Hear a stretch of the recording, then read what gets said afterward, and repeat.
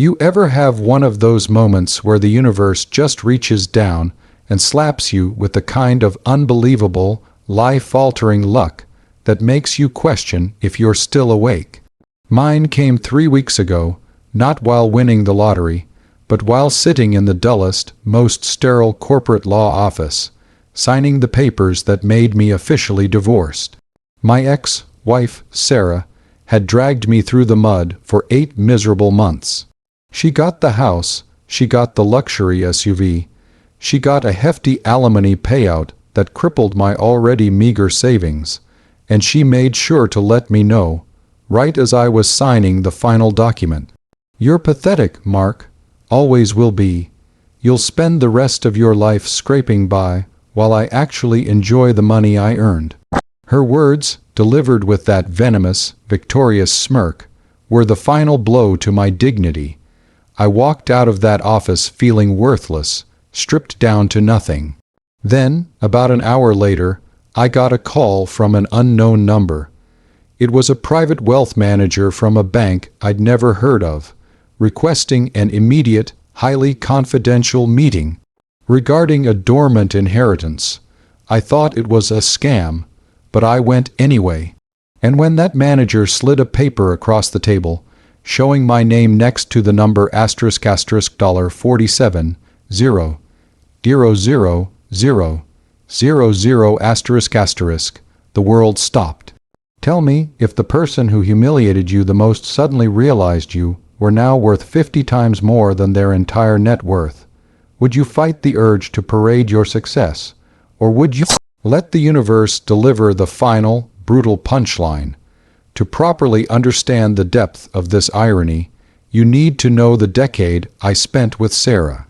We met in college. I was a quiet, earnest engineering student from a solidly middle-class family. She was ambitious, driven, and obsessed with appearances. Sarah came from money, and while she often paid for our dates in the early days, she never let me forget it. Our relationship wasn't built on love, but on my potential. She saw me as a smart guy who would eventually climb the corporate ladder and deliver the affluent lifestyle she felt entitled to. I worked hard, pulling 60-hour weeks at a mid-level engineering firm. We had a nice, but modest home. The problem was, I was satisfied. Sarah wasn't. For 10 years, I listened to her complaints. My car wasn't nice enough, my suits weren't Italian enough, and my refusal to network at her parents' pretentious country club events meant I was holding her back. Everything in my life, according to Sarah, was mid-tier. The constant belittling wore me down, destroying my confidence. I stayed because I loved the idea of a stable life, but the stability was toxic. The breaking point came 2 years ago. I wanted to start my own specialized engineering consulting firm. A risk, but something that would finally give me freedom and passion. Sarah was furious. She didn't want risk. She wanted guaranteed escalation. She called the idea financially irresponsible and pathetic. The same word she would later use to describe me after the divorce. That argument, which ended with her throwing my blueprints in the trash, revealed the true transactional nature of our marriage. I filed for divorce 6 months later, exhausted and spiritually defeated. The divorce itself was a strategic ambush. Sarah hired a brutal lawyer who painted me as emotionally stunted and financially incompetent. Since I had tried to liquidate some savings to start the consulting firm, she argued that I was a fiscal risk, and she deserved the lion's share of our marital assets to maintain her standard of living. I was too tired to fight effectively. I just wanted it over. So, I conceded the house, the car, and the huge alimony checks. The final signature on those papers felt less like a legal necessity and more like a permanent, public stamp of failure. Sarah's last words to me, "You're pathetic, Mark, always will be," replayed in my head as I drove away from that lawyer's office, heading straight toward the only thing I had left, a small, rented apartment above a garage. The call from Montague Global Wealth Management was completely out of the blue. I thought it was a cold call, a sophisticated scam, but the caller, a man named Mr. Harrington, was persistent and used my full name and my date of birth. He said the matter was related to my maternal grandmother, who had passed away decades ago. My grandmother, Lillian, had died when my mother was very young. My mother rarely spoke of her, only mentioning that she came from a distant, somewhat eccentric family, and that there was absolutely no money involved. My mother had long since passed, and I was her only living heir. I agreed to meet Mr. Harrington at the bank's downtown headquarters, mostly out of morbid curiosity. The office was unlike anything I had ever seen, hushed, marble, and impossibly expensive. Mr. Harrington, impeccably dressed, greeted me with deference that felt alien after months of being treated like dirt. He explained the situation with careful, deliberate words. My grandmother, Lillian, was the youngest daughter of the founder of a regional technology patent holding company, a company that existed decades before the internet boom but held the fundamental patents for early data, compression, and wireless signaling. When Lillian married, she eloped against her family's wishes, leading to a complete, official estrangement. The family fortune was massive, but due to a series of complicated corporate structures and trusts, Lillian was officially excluded from the main estate. However, Lillian's father, my great-grandfather, had established a completely separate, silent, irrevocable trust for his youngest child and her descendants, structured to avoid the main family control. It was designed to remain dormant for 3 generations, accumulating interest and assets, before being legally released to the first living descendant to reach the age of 35. I was 35 years old as of last month. Mr. Harrington slid the documents across the table. They weren't deeds or stock certificates. They were the annual reports of the trust. He pointed to the final asset value line, neatly highlighted in yellow, $47, 381, 0. My hands started to shake. I stared at the number, then at Mr. Harrington, then back at the number, $47 million. I went from being pathetic and bankrupt 3 hours ago to being a multimillionaire, entirely due to an eccentric ancestor and a legal loophole that had waited exactly 35 years for me.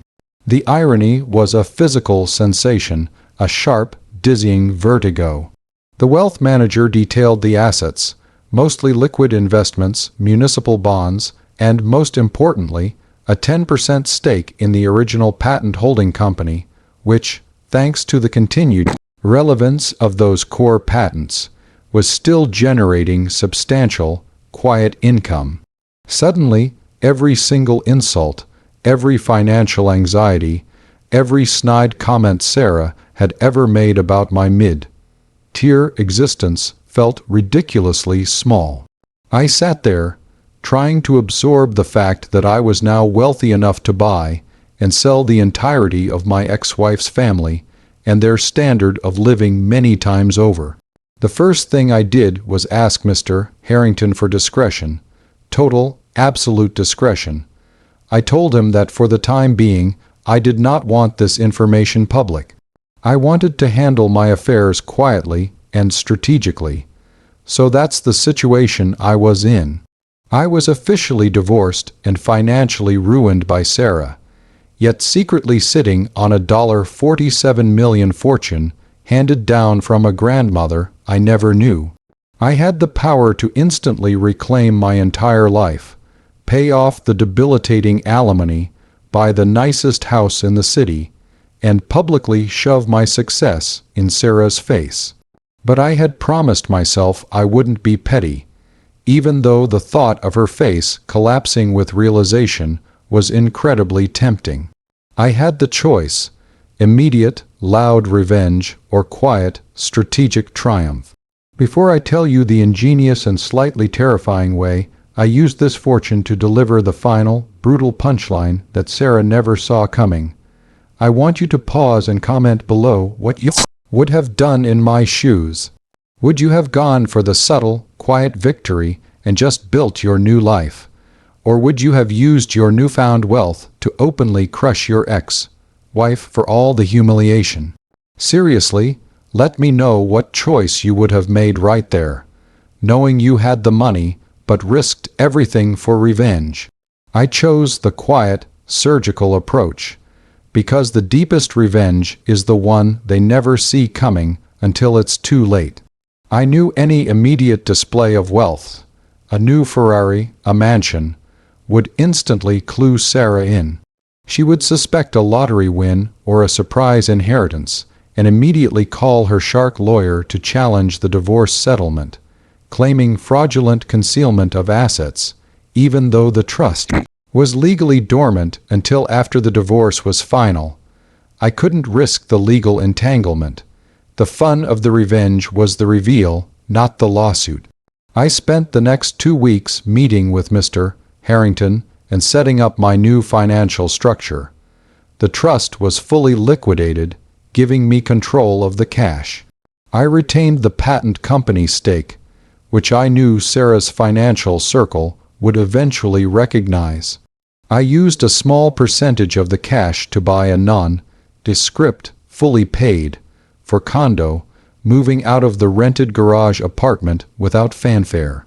The consulting firm idea was back on the table, now fully financed and ready to launch without any risk.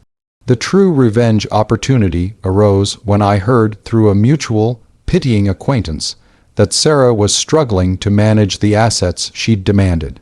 She had taken out a massive bridge loan to pay off the mortgage on the house she won and finance the purchase of a new, even more expensive SUV, believing my generous alimony payments would cover her interest and inflated lifestyle. She was leveraged to the hilt, living paycheck to alimony, check, confident I had nothing left. The acquaintance mentioned that Sarah's biggest weakness was the commercial property she had inherited from her father, a small but high-profile downtown office building that was suffering from high vacancy and required immediate, costly renovation to stay competitive. It was the centerpiece of her father's legacy, and Sarah had always bragged about its value. This was my target. I instructed Mr. Harrington to set up an anonymous LLC, Eternity Holdings, managed by a third-party firm in Delaware. Eternity Holdings began making discreet, aggressive moves. First, the LLC quietly bought the secured bridge loan Sarah had taken out against her house, the exact loan she needed to maintain her extravagant lifestyle. Sarah never knew who held the note. Second, Eternity Holdings began buying up the senior commercial debt tied to the high-profile downtown office building. The building was deeply underwater due to her mismanagement and the high renovation costs she was avoiding. Within 4 weeks, my LLC controlled Sarah's house debt and was the largest secured creditor on her precious legacy building. She was completely boxed in, relying entirely on my meager alimony payments just to service the debt I now quietly owned. The climax arrived not in a screaming match, but in a series of very polite, very confusing legal letters delivered to Sarah and her shark lawyer.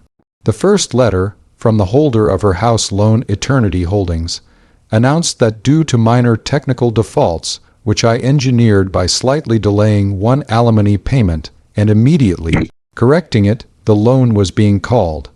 The house, the trophy she demanded, was now in foreclosure, and the buyer was my anonymous LLC. The second letter, sent concurrently, informed her that the main creditor of her downtown office building was demanding immediate, full repayment of the overdue commercial loan, citing covenants she had already broken. The new controlling creditor, Eternity Holdings. Her entire financial world, the security, the status, the legacy she fought so hard for, was about to evaporate, and she had no idea why.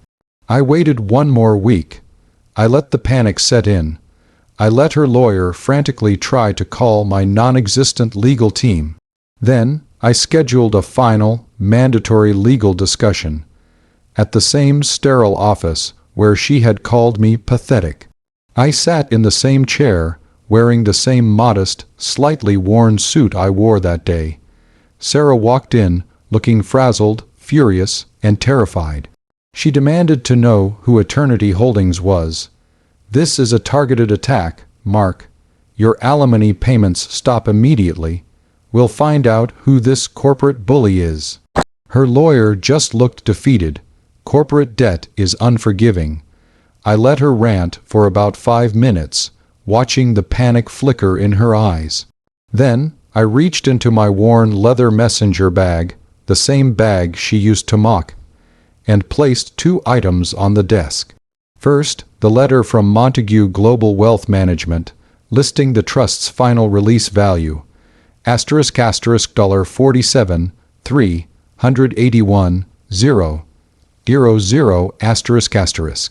Second, a single, crisp business card that read, *** Mark, Principal, Eternity Holdings. ***, she didn't read it out loud. She just looked at the $47 million figure, then at the card, then back at me. Her face, usually so composed and hostile, became a mask of pure, devastating realization. The blood drained so completely I thought she might faint. Her lawyer snatched the bank statement and looked at the date released after the divorce was finalized.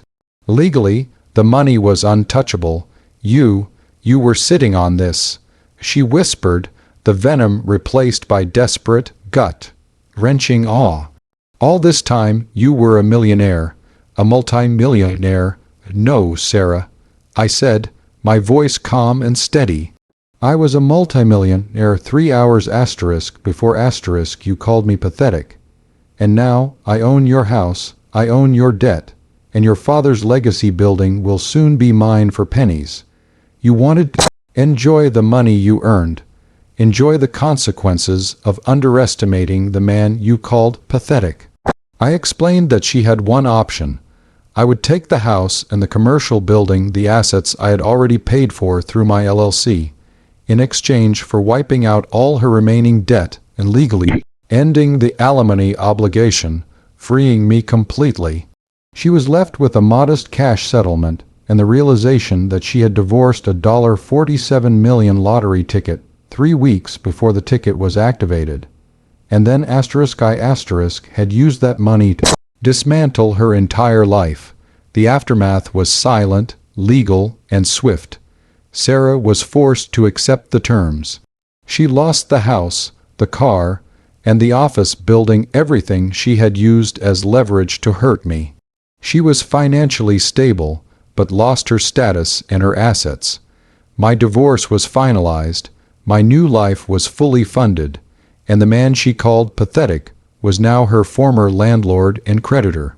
I renamed the downtown office building the ** Lillian Center ***, a tribute to the grandmother whose quiet foresight saved my life and delivered the sweetest revenge possible. I launched my consulting firm, bought a penthouse apartment with a view of the Lillian Center, and started dating a smart, kind woman who appreciates me for my ambition, not my bank account. Sarah eventually moved across the country, unable to face the reality that her own greed and condescension had cost her everything. The irony is, I ended up paying her 0 alimony, and she ended up paying me back the debt on the house she won. I didn't become a bad person.